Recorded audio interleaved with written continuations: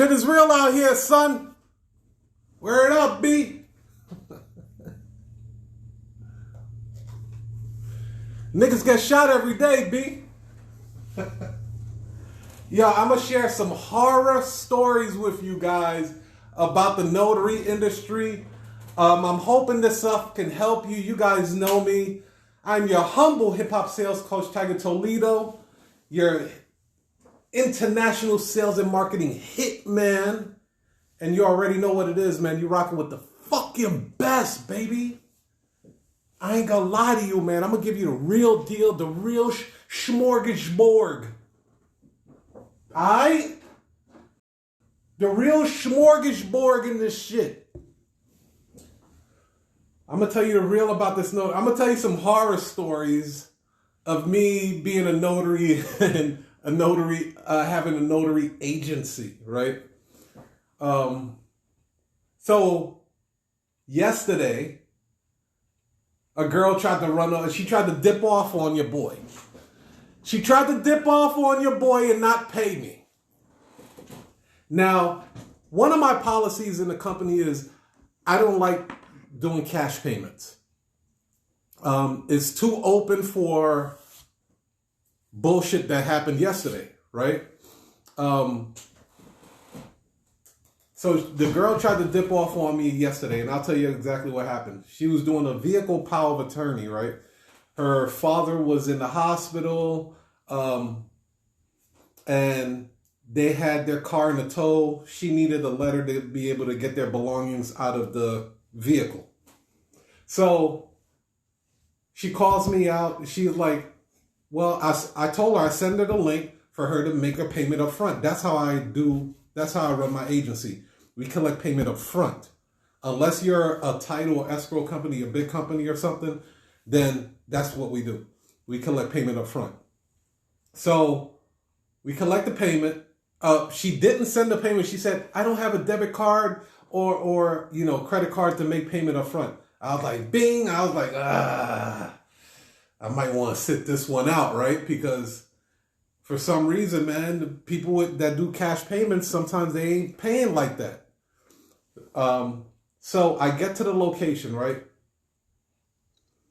We get the document. It's a handwritten document or whatever like that. I verify her ID. We're good. Blah, blah, blah. Bing, bing. So now she signs it, prints her name. I sign it. I print my name, but I don't stamp the document. Right? So she grabs the clipboard, right? And at first she was counting the money. Then she grabs the clipboard and I see her putting the money in her back pocket. And I'm like, what are you doing? She was like, okay, I'm leaving. I was like, but you haven't paid yet. She was like, yeah, I'm not paying. Because you didn't give me what I asked for. I was like, how did I not give you what you asked for? You asked for a notary to come out here. The notary is here. And now, we completed your document, right? We're notarizing your document. Yeah, I didn't get what I asked for. So I don't feel like I need to pay. So she starts walking off. And I'm sitting in my vehicle watching this broad walk off with a buck and change that she's supposed to pay me, right? So I said, hey, just before you go, I thought you should notice. That paper that you have is technically worthless because I haven't stamped it with my notary stamp yet. So all you got is some scribble. She looked at the paper. And was like, oh, shit. She thought she got me. So then I was like, all right. So she's like, so how much is it again that you're going to charge me to notarize the document? I said, you know what? I don't even want to notarize your document no more. She's like, why? Now she's playing dumb. Like, totally acting like what she didn't happen. Why? Why don't you want to notarize it? And he's like, I'm willing to pay you. I'm willing to pay you. I was like, did you just forget you was about to walk off? Thinking that the paper was already notarized? She was like, yeah, I wasn't going to do that. I'm not that type. And I'm not ghetto like that. I looked at her like, you dumb motherfucker.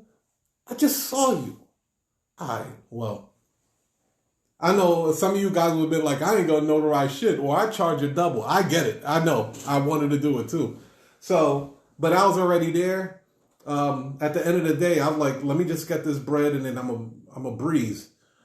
So, so she was like, yeah, look, I got the money right here. And I was like, give me the money. Give me the money.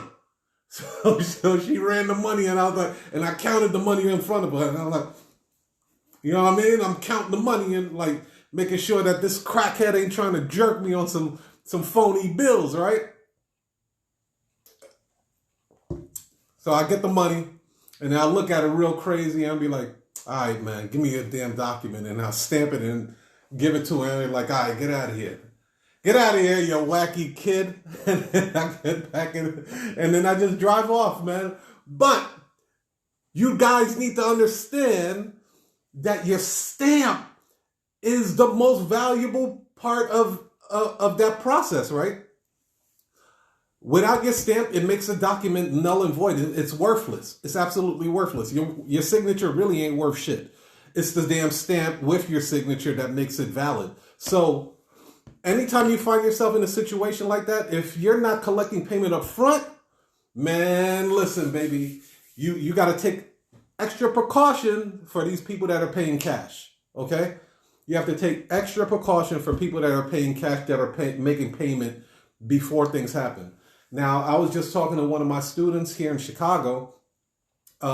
She collects payment on the spot. So I said, here's what you do. She was like, because she was, after I told her the story, she was a little bit apprehensive. She was like, oh shit, that can happen out here, right? Like, yeah, learn from my mistakes, right? So I told her, hey, look, this is what you do. When you are at a client's house, when you're telling your client that you are the owner of the company, that's pure egotism. That's pure being narcissistic. And there's a time and place for that. There's a time and place to be narcissistic.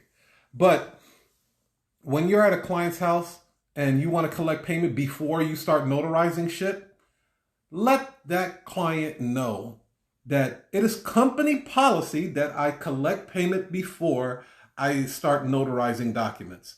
You put the blame on the company itself. You're just a worker. Even if you own the business, just act like you are the worker. Because when people know that you are the owner of the company, they start to try to take advantage of certain situations. You don't want that to happen. You want to take a back seat, act like hey, look, I'm just a notary. I just work for the company. If it was my name on the name of the company, then it'd be a different story. But I just work for the company. Boom. You tell them it is company policy that we take payment before the notary starts to notarize documents. Boom. That's how you are able to smooth that out. So that's one part of my story, right? The next one is, today I did my first full loan closing. Now, I think this nigga jerked me. If I find out that you jerked me, Mr. Mortgage Guy, I'm gonna punch you in your face. I've never seen a loan closing that long. It was like 300 pages, y'all. I mean, put me on the game.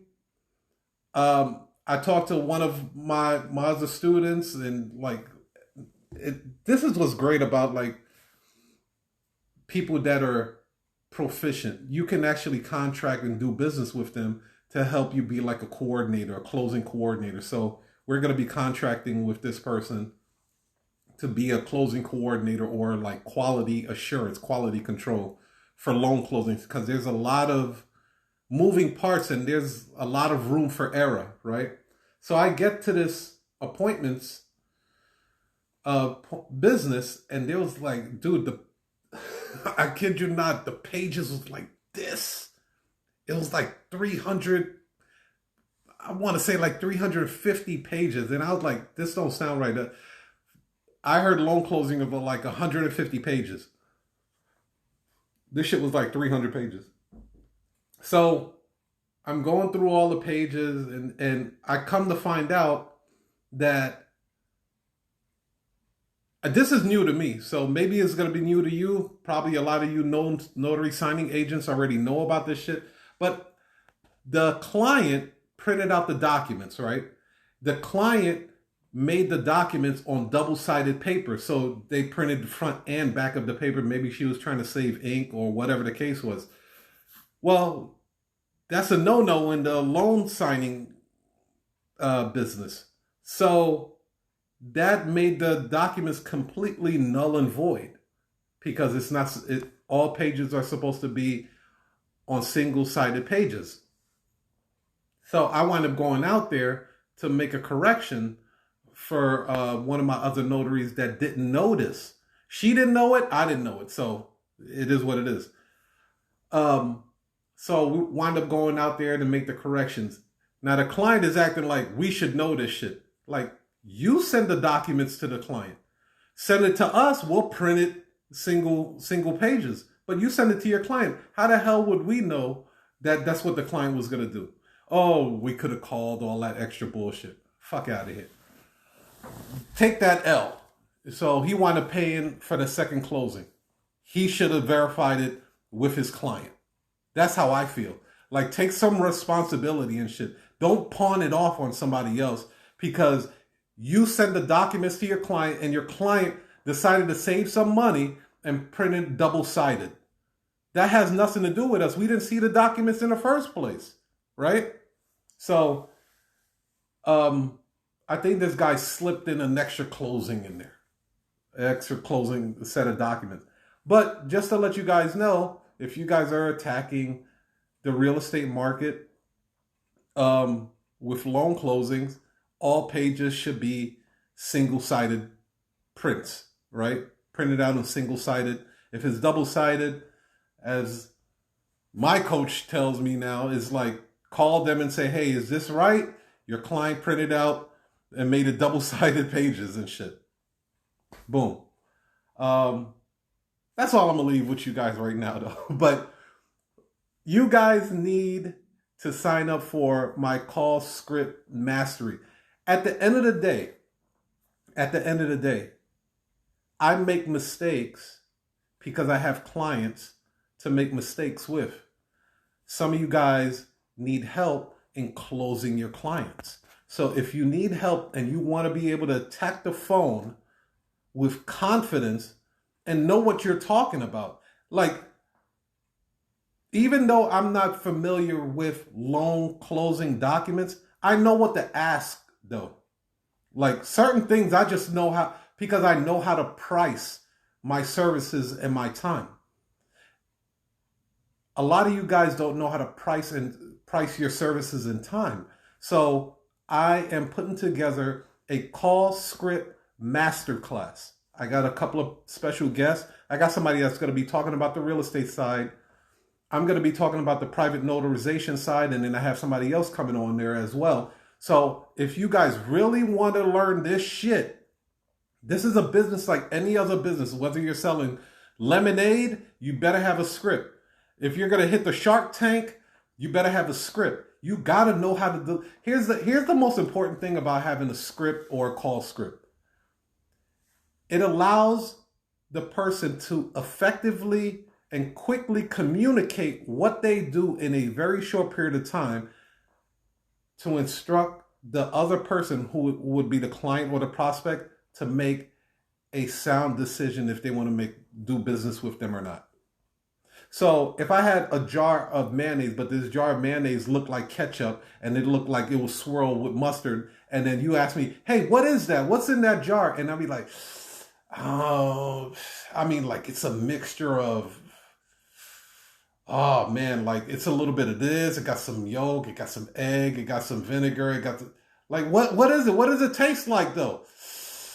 It got like a sweet, but then it's sour, then it's a little salty, then it's a little, damp. So my effectiveness to communicate what that jar is shit. It's not good at all.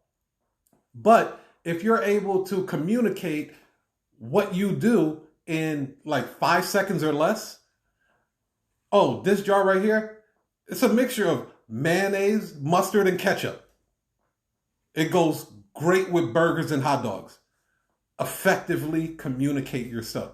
You'll say it with confidence. It'll reduce your stress level. You need a call script, man. The best people in this industry, from the Wolf of Wall Street to people at Berkshire Hathaway, all of these big companies, they all have a call script. Go ahead and call Walmart right now, and they all will greet you the same way.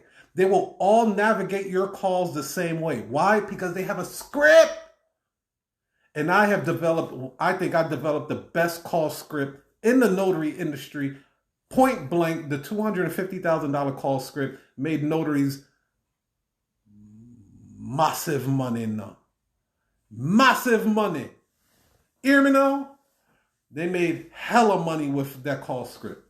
So look into it, click the link in the bio, and then check out the call script mastery class. It's going to make you money if that's what you're looking to do. If you're rich, you're rich. You don't need this shit. So don't worry about it. So I'll talk to you guys later. You heard?